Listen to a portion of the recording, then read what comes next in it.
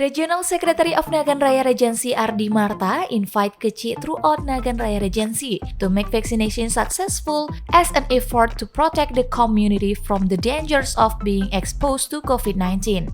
This was conveyed by Ardi Marta after hearing the briefing of the Aceh Regional Secretary Takallah, vaccination socialization activities, and evaluation of the village funds at the Nagan Raya Regency Pendopo Halls, Monday, 1st November 2021. Meanwhile, the Aceh Regional Secretary in his presentations explained that vaccination is the best effort to protect the community. The Regional Secretary emphasized that the implementation of vaccination is a form of responsibility of regional leaders as an effort to protect their people from exposure to COVID-19.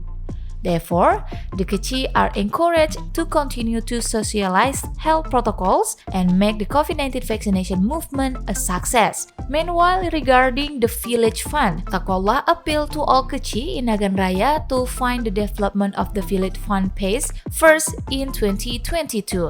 Takallah is optimistic that with the seriousness of the village apparatus, the village fund can be dispersed into the treasury village before 10 January 2021.